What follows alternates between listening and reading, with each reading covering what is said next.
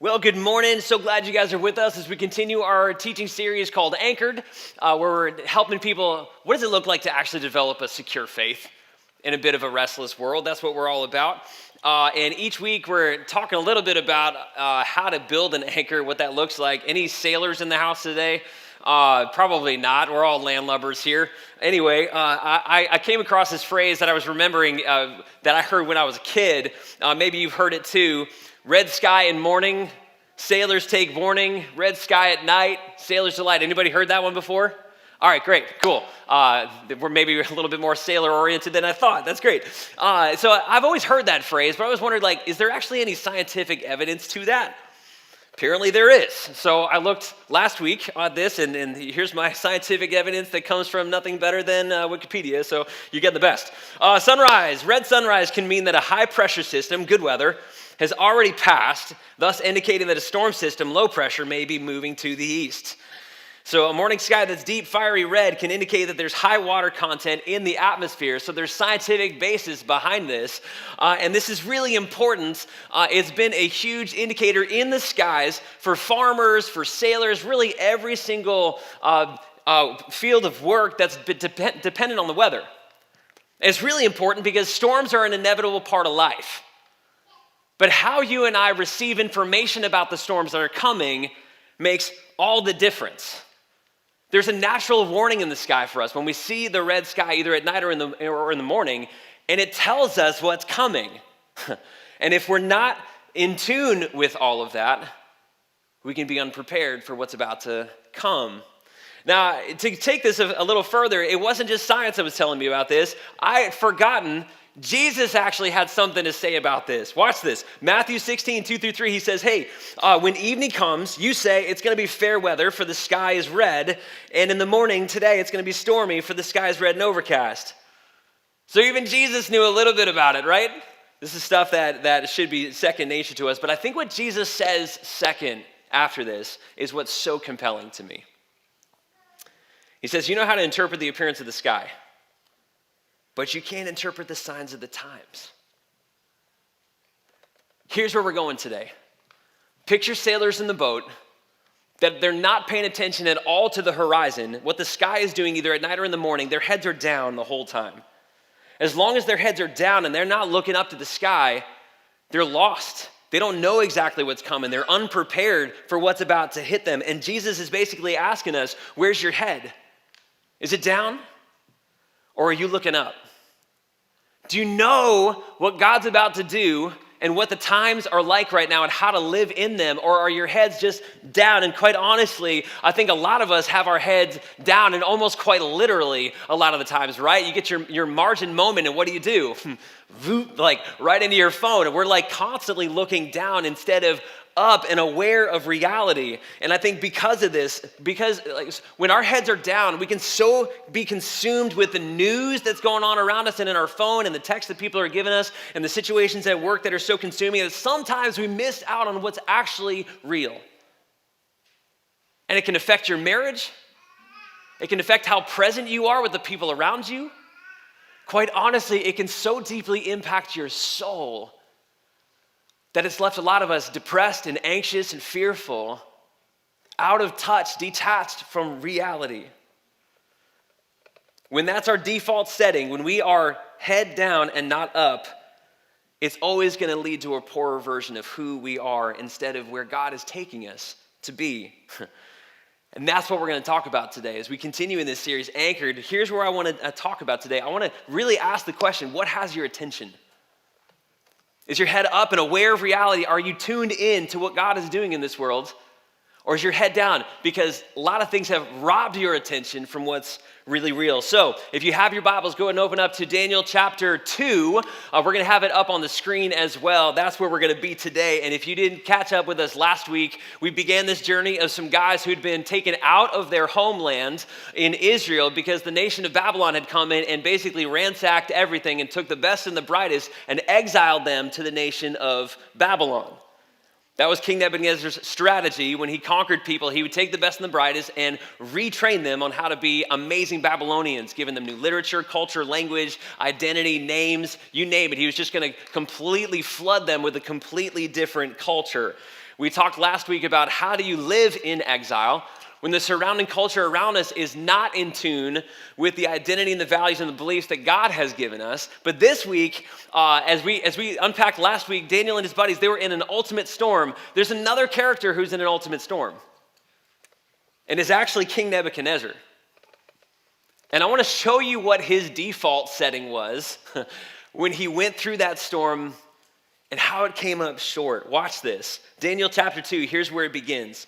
This is the guy who's supposed to be on the throne of the known world, conquered everything, and he's going through a storm. Watch this. In the second year of his reign, Nebuchadnezzar had dreams. His mind was troubled, disturbed, disrupted, and he couldn't sleep.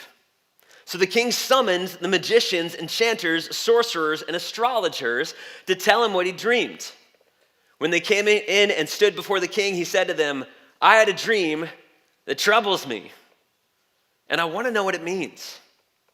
And then the astrologers answered the king, may the king live forever. Tell your servants the dream, and we will interpret it for you. Nebuchadnezzar is incredibly disrupted.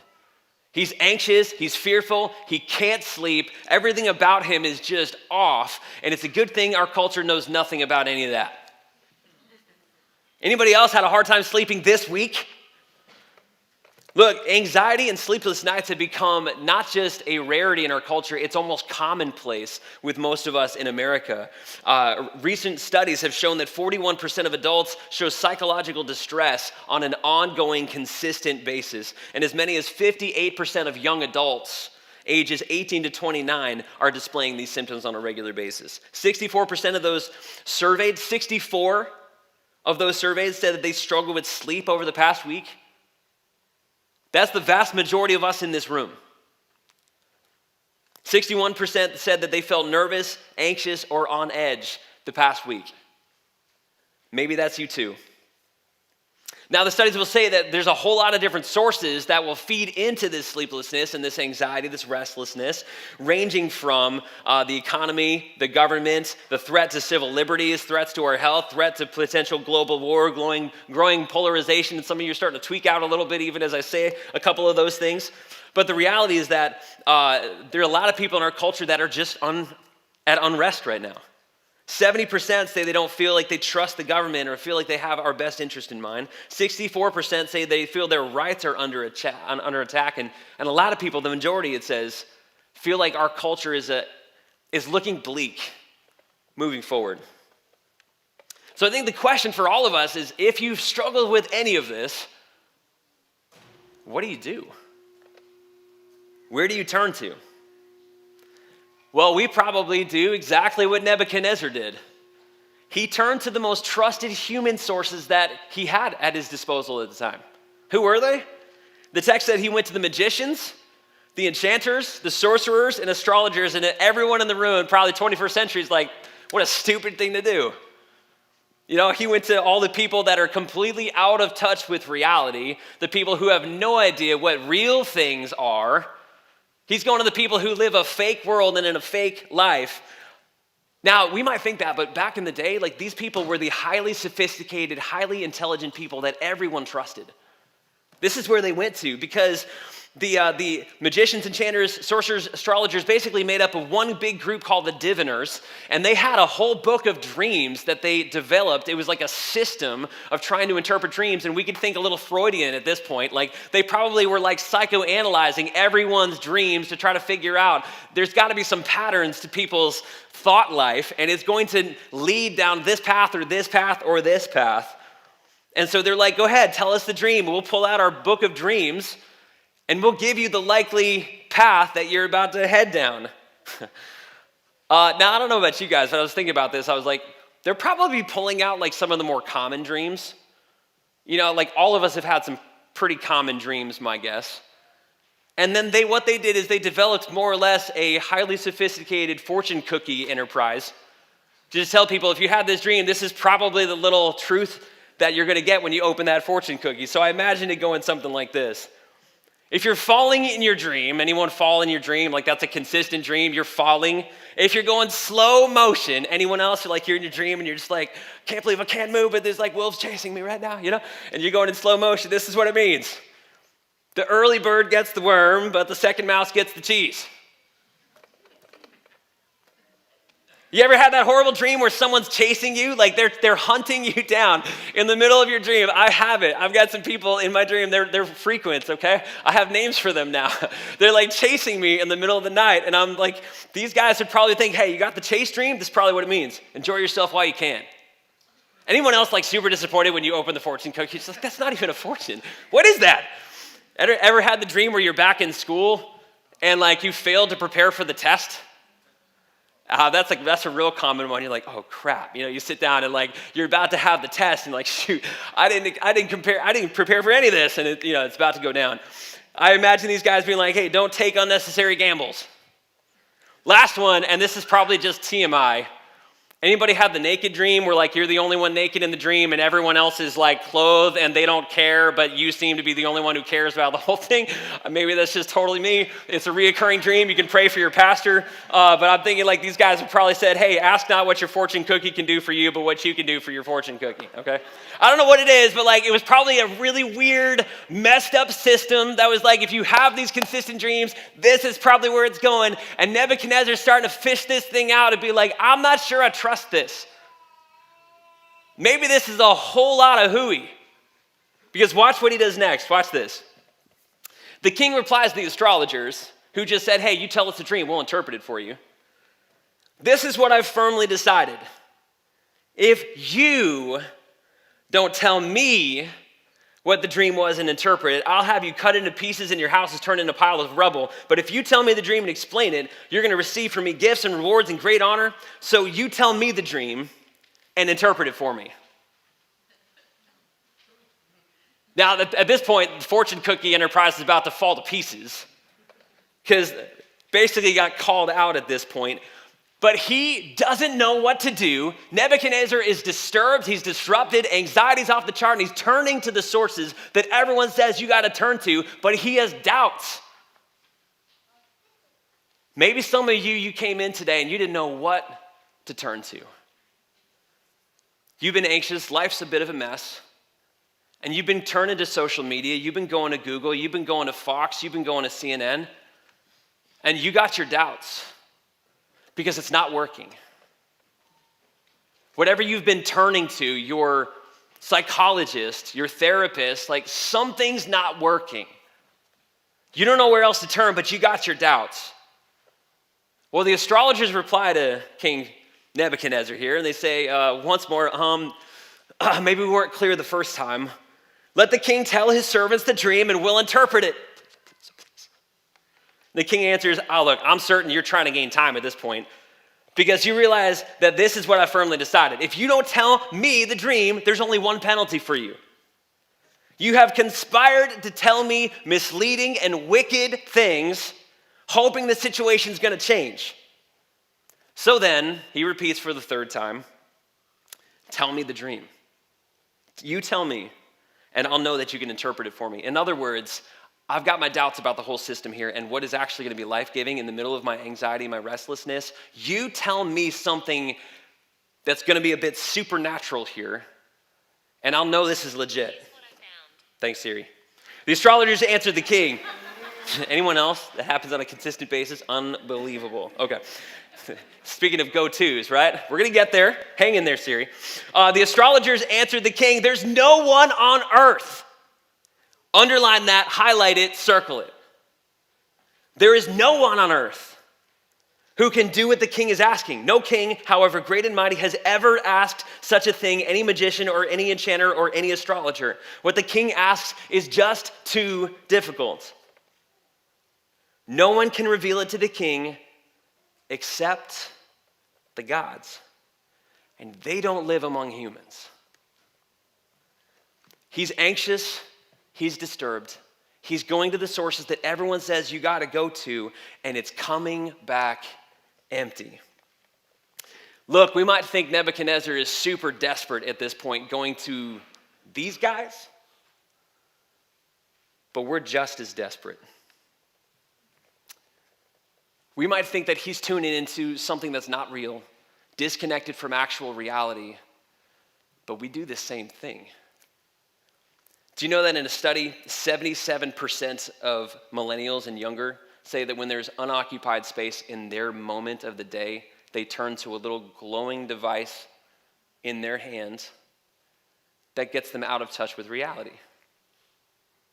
Anybody driving down the highway and you see that guy who's like doing this down the lanes and you know exactly what he's doing?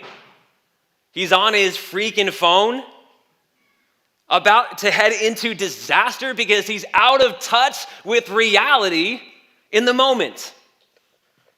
So recent studies say that the average iPhone user touches his or her phone 2,617 times a day, over 76 sessions. Constantly going to it. Like, anyone lost their phone? Oh my gosh, where's my life? We're out of touch. It's the mom at the playground who's constantly texting the next person or checking the latest thing on the social media thing, and her kids are playing on the playground and they're like, Mom, they're tugging on her shirt, they're yelling at her, and eventually she loses her cool, blows up at them because they're interrupting her social media time. It's the dad who's consumed with work to the point where he comes home at the end of the day and has no time for the people in front of him. How out of touch with reality can we be? Do you know this is how far it's gone with us preferring non-reality to reality? Virtual reality is only going on an upward trajectory right now. Pornography right now, which is false airbrushed images of not real human beings, but images on a screen, is what so many guys actually prefer to real women now when it comes to their sexuality. They become so consumed in the false images that they prefer them to real people. And we think Nebuchadnezzar's crazy for going to astrologers and magicians. How out of touch are we? One tech industry leader said that the digital media is the largest, most standardized, and most centralized form of attention control in human history. Do you know that social media, this whole business strategy, is how to consume as much of your attention as possible, making it highly addictive because they know the more attention that they have, the more money that they get. That's how it works. It's deeply, deeply affecting us, giving us a constant partial attention. And you look at Nebuchadnezzar's reaction here, right? He's turning to what's not real, towards sources that the society of the time trusted the most. And how did his reactions go? Where was his emotions? Man, they were extreme, right? Hey, you tell me, and you know what's going to happen? I'm going to either give you riches and everything, or I'm going to have your heads.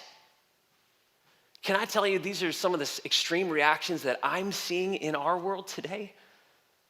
All you got to go to is social media to find out how extreme people are getting. By not stuff that's necessarily right in front of them face to face, but things that they're just learning online and they're blowing up about it.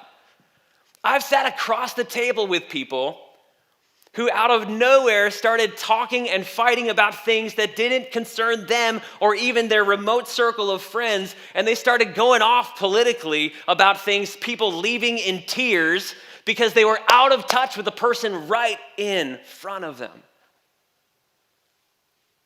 Maybe you've seen it too. How out of touch are we? Are our heads up or are our heads down? Because here's the reality, guys. What has your attention most is who you're going to become. Whatever has your attention is who you're going to be. And I think my question for you and me is, what has your attention? Ronald Ronheiser said it this way: we are distracting ourselves into spiritual oblivion. It's not that we have anything against God, depth and spirit. We would like these. It's just that we're habitually too preoccupied to have any of them actually show up on our radars. We're more busy than bad, more distracted than non-spiritual. We're more interested in the movie theater, in the sports stadium, in the shopping mall, in the fantasy life that they produce in us than we are in church. He says pathological busyness, distraction, and restlessness, these are the major blocks today within our spiritual lives. Guys, don't be deceived. We live in a world that is ravenous for your attention. I won't even go into the amount of ads that we see on a day in, day out basis that are all promising us infinite life and will always consistently underdeliver what they promise. The Apostle Paul looked at his protege Timothy and he said, we have to fight against this. And here's how we do it. 2 Timothy 4:3, he says, preach the word. Be in touch with the truth of God. The value system and the worldview, the filter in which God sees the world. He says, turn to the word of God. Preach the word. Be prepared in season and out of season. Correct, rebuke, encourage with great patience and careful instruction. He says, this is what's going to stand the test of time. These documents are at least 2,000 plus years old. And you know what? They have so much value today, as much as they ever have, because they come straight from God. Do you know that people 100 years from now will look at all of the values that we had in 21st century America and say you were stupid? Only God's word is going to stand the test of time. And so he says, preach it, be careful, instruct people in this. He says, for the time will come, watch this, when people will not put up with sound doctrine, meaning the truth that God has. Instead, to suit their own desires, they're going to gather around them a great number of teachers to say what their itching ears want to hear. You tell me what I want to hear. You hear from Nebuchadnezzar, we hear from our own souls. They're going to turn their ears away from the truth and turn aside to myths. Now, here's what's so fascinating about this. We've got a lot of different ads that are telling us what to believe, and I think the beliefs are a bit off.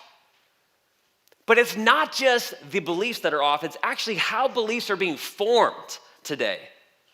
There's a formation system to our digital media that I think is throwing us off. And this is what's so important. I was thinking about this as I was looking at these guys who looked at Nebuchadnezzar and said, hey, we're going to give you one truth, and actually the only truth, because we've been a fortune cookie operation and it's a total sham. But here's the one truth that these guys say. This is what's so important. Ready?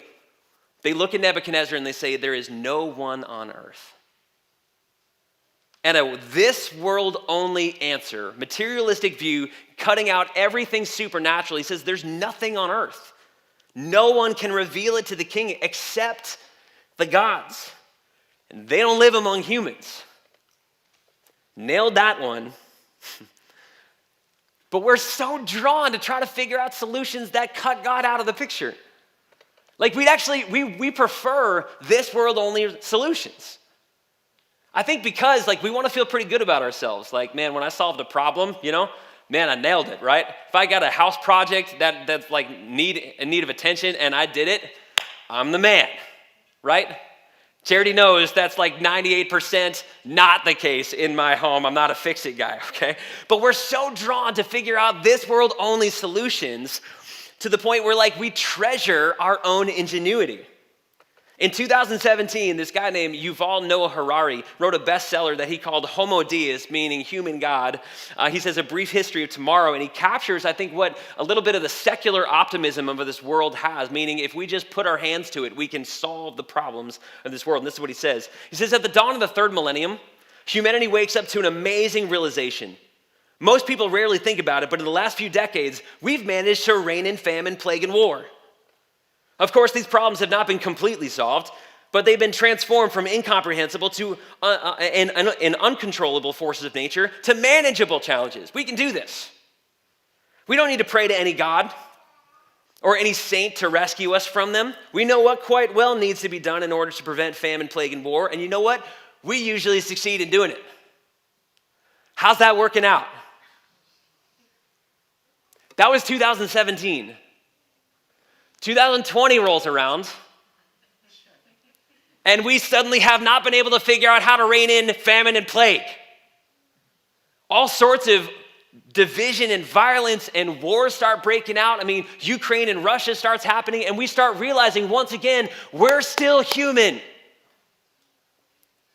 Maybe this world only answers are not working the way that we thought. And so Andrew Sullivan, in response to all of this, and when the pandemic hit, he issued this critique in this response to that. He says, we don't have a way of explaining why there's so much profound discontent, depression, drug abuse, despair, addiction, loneliness, in even the most advanced liberal societies. As we've slowly and surely attained more progress, we've lost something that undergirds all of it. Meaning, cohesion, and a different, deeper kind of happiness than the satiation of our earthly needs. Good old King Nebi's got his doubts because the system is not working. Our system's not working, guys. And I think stress comes from attention on the wrong things. Where's your attention? What has your attention? And I think what's so dangerous for me about all of this is that we don't realize, but we're being formed on a day in, moment by moment, minute by minute basis. And everything about our experience right now is telling us that we've got this solved as humans. Picture this. You're awakened by an alarm on your cell phone in the morning on your way to church. An amazing piece of technology, a testament to the power of human mastery over the world, by the way. And the eggs that you eat for breakfast, they've been miraculously clean. They're large white eggs in a cart that's been inspected by some sort of a government agency that ensured that it was safe. And the carton of milk that you are using for your breakfast, it has a whole bunch of ingredients on the other side that tells you exactly what's in the milk that humans have designed. Now, on your way to church, you realize you're driving in a glistening, beautiful vehicle that is responding to you with a navigation system that humans developed and designed. And as you drive, you're also noticing that everyone in their cars is preoccupied by all the technology on the inside of it. And you're driving by on infrastructure like paved roads and, fire departments that you're passing by, businesses, freeways, overpasses, large buildings that humans have constructed. And so everything on your way to church, when you're about to go sing praises and declare all sorts of mercies about God, has all told you we don't need God. We've got this solved. And so even worshiping here today, what we don't realize is that we're being formed on a moment-by-moment basis. I'm not sure we need God. And yet it's not working. Alan Noble reflects on it this way. He says, we struggle to recognize real beauty in the natural world. Real beauty. Because it has so thoroughly been conquered. And wonder is squashed through scientific language and nature channel explainers. We're masters of our health, our safety, our morality, our time, and our success. And so living in this kind of society, it's hard to sense the transcendent. But is it making us any better of a people? Where do we turn in all of this? Nebuchadnezzar's, he's reached his end, he's got his limits, he's still anxious, he's still disturbed, and nothing's solving the problem. So where do we go? And here's the answer. Ready? The astrologers get back to him and say, we can't do this. And so Nebuchadnezzar issues the edicts. I want everybody's heads, right? Heads are gonna roll, and it's danger zone right now. And everyone's freaking out. Daniel then hears about what happens, and he goes to the guy who's about to execute everybody, and he says, hey, wait, time out. Can you just give me some time? Watch this.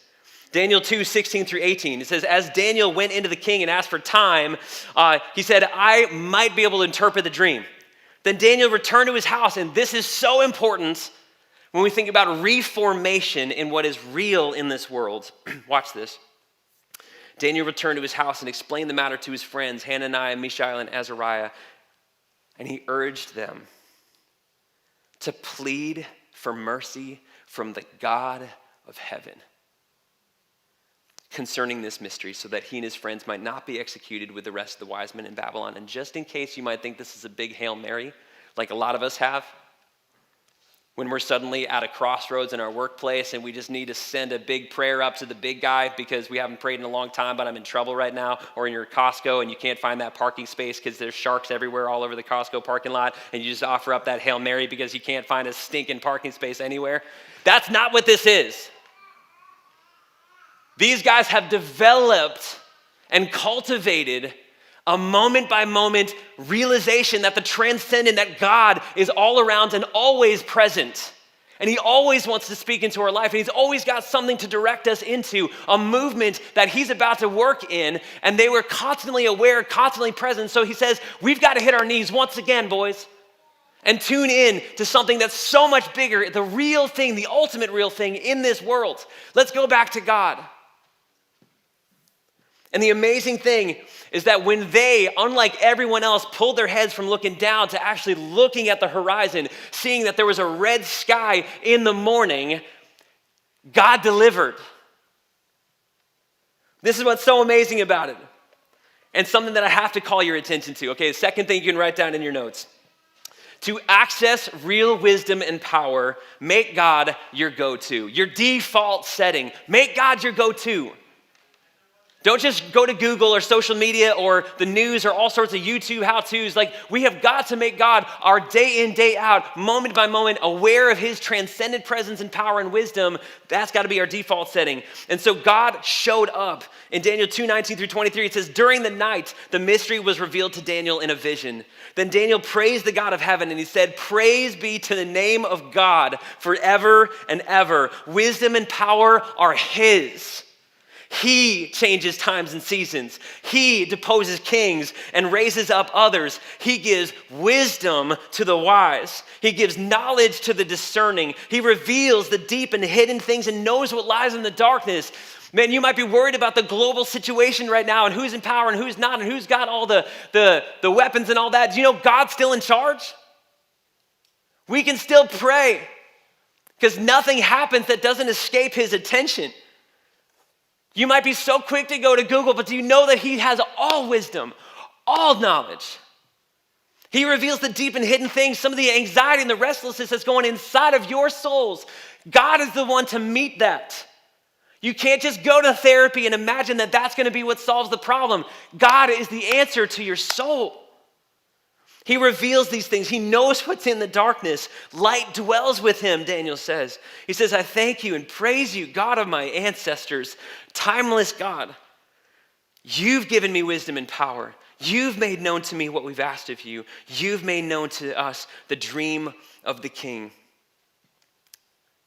It's not the stock market or the economy.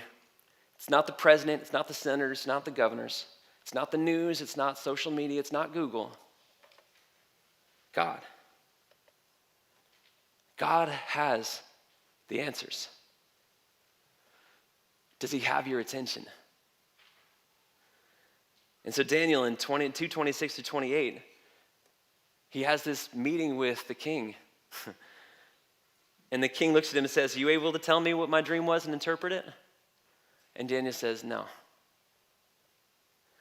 No wise man, enchanter, magician, or diviner can explain to the king the mystery he's asked about. But there is a God in heaven who reveals mysteries. But there is a God. Some of you walked in today and you're struggling with that addiction. You've been fighting it again and again and again. No matter what you turn to, you just can't seem to beat that addiction. Let me tell you, but there is a God. Some of you are going through some hard times in your marriage right now. And it seems like no matter what you turn to, what book or what psychological resource or counseling or whatever it is, you just keep coming back to that fight again and again and again. And you're just at your wit's end. I'm not sure anything's going to help. Can I tell you, but there is a God in heaven? Some of you are at your wit's end in your financial situation. It doesn't matter what kind of help you seem to get or turn to. That bill keeps coming back in the mail, and it just seems like everything's going to fall apart if I get one more unexpected bill. And you're just like, I don't know where else to go. Can I tell you? But there is a God in heaven, and where your power stops, his power starts. Where you are empty and powerless, he is willing and able to jump into your life and to rescue you. When you've been struggling with loneliness and despair, and you've reached out for anything, and you just feel like there's nobody who cares about you, can I tell you, there is a God in heaven. And he sent his son, Jesus Christ, into the world that when we were lost and hopeless, lost in our sin, and forever separated from him for all eternity, without ever thinking for a second that we could ever do this on our own, he sent Jesus in our place to take on all of our punishment, because there is a God and he cares about you so much that he was willing to lose his own son. He gave it all that you might have life, and life to the full. He died for you. And he died for me. There is no greater hope that we could ever have. And there's no greater hope we could ever share with anybody else. And there's no answer that can solve your marriage or your finances or your anxiety or your loneliness or your despair like Jesus Christ. He loves you. There is a God in heaven. James 1:5-8 says that if you lack wisdom, ask God. Ask him. And he's going to give generously to all without finding fault. It's going to be given to you. But when you ask, you must believe and not doubt, because the one who doubts is like a wave of the sea, constantly going back and forth from one thing to the next, searching all the different solutions out there. This is what Peter did when he was pulled out of the boat. He's the only second human in all of human history that ever walked on water, as long as he had his eyes on Jesus. Believing, clutching, holding on to Jesus, he was going to keep from going under. But the minute he started focusing on all the waves and doubting in that moment, he started falling beneath the water. But you know what? Jesus was there to rescue him. And he's there to rescue you every time. It's time to turn your attention back to him. And so as I invite the band to come forward, here's what I want to do. I want to create a moment for us right here, right now, to turn our attention back to God. In just a minute, I'm going to pray, but we're going to get a prayer team on either side. On this side and this time, we're going to have like men, we're going to have women, we're going to have them seated, standing on either side of the walls over here. And I'm just asking you right now, if you got something that you need to turn your attention to, God, come forward and get some prayer. And don't pretend like you don't got something. Whatever you're wrestling with, whatever situation you feel like you've been going to human solutions and not God, go to him, run to him. God is ready and he's able and he's willing, he's eager to give you what you can't get in anything else but him.